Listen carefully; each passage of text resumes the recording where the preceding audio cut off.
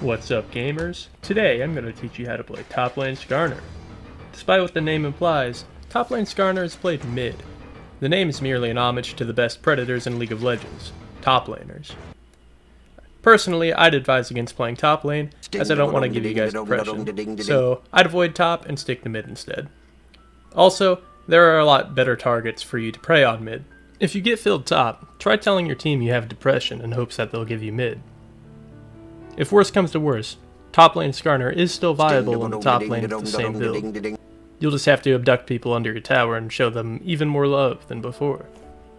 Also, to make life easier on yourself, it's very crucial to scout out the lobby before you actually get into playing. Be sure to ask in all chat if there are any cuties or pretty ladies on the enemy team, so you can know who to target. First, we'll go over the runes. Like any sensible melee champion, you'll be taking Phase Rush as your keystone to help you run down the degenerates in the mid lane. As movement speed is a crucial part in playing a predatory lobster, you'll take Nimbus Cloak and Celerity. Gathering Storm so you'll have the illusion of scaling into the late game, and Magical Footwear Approach Velocity for more move speed. Since most of you probably have no idea what the fuck this champion does, we'll do a quick rundown of his abilities. Red Lobster's passive is a shitty real estate minigame that dispenses gold to anyone who decides to claim the property. If you're on your property, you move faster, get attack speed, and mana regen.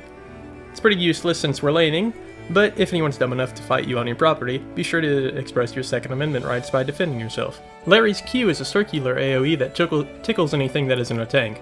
It's best used to show that you're unhappy and flail your arms about, and to give you a false sense of security having a spammable ability to last hit with. If he hits something with it and uses it again within a few seconds, it does double damage and some extra scaling from AP. It does mixed damage, so it's hard to build against. The Crustacean's W is one of the best abilities in League of Legends. When Skarner presses W, he glows and gets move speed. The next two abilities are the bread and butter of Splarter. His E is a straight line of love and affection, and sexual advances, that marks all targets hit. Kissing a marked target does bonus damage and confuses them, stunning them for 1.5 seconds.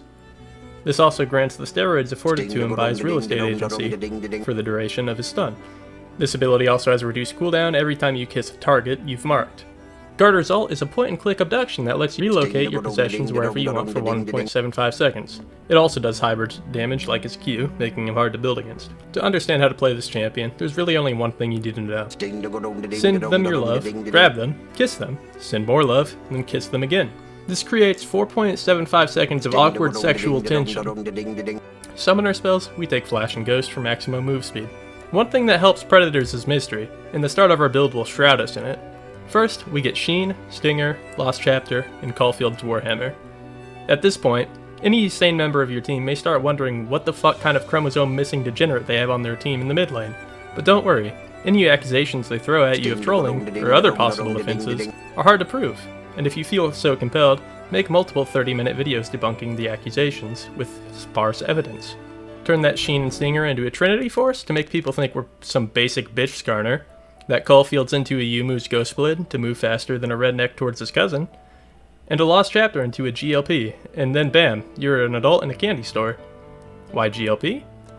Playing in the snow is a beloved pastime for the youth, and being a lobster, you have a natural affinity maneuvering quickly in the deployable tundra that you've created. If you see a scuttle crab on your property, make sure to handle it immediately. This lets both your and the enemy jungler know that you're a good and trustworthy landlord, and there's nothing suspicious happening on your property. Depending on your playstyle, you can pick up either Duskblade or Edge of Night. Predators thrive when being unseen, so the extra burst from Duskblade is nice. However, operating at night provides more security than a Ring Video Doorbell 3 and a Schlaga Smart Wi-Fi Deadbolt, and to teams that cuck you when you're trying to find targets, get the Edge of Night. For your last item, you're going to pick up a Twin Shadows. The younger the target is, the more afraid they are of Ghost, making this a super effective purchase, as part of the thrill is the chase. For boots, you can really buy whatever the fuck you want, but personally I recommend Swifty so you can more closely resemble an unmarked windowless fan. There's only one acceptable skin for Skarner, and that is the Lobster. If you can't afford it, then maybe you should consider becoming a functional member of society and leaving your house and getting a job. Or reaping unemployment benefits. This champion's never banned, and the build's giga-broken, so you can play the Lobster whenever the fuck you want more than likely. In conclusion, this build will leave the enemy team with more psychological damage than receiving an unsolicited Snapchat video involving a carpet. If you liked this video, consider following me at Twitch, at twitch.tv/rhinoface in the link below. I play dumb shit like this all the time, so if you enjoy that kind of stuff, check it out. Thanks for watching.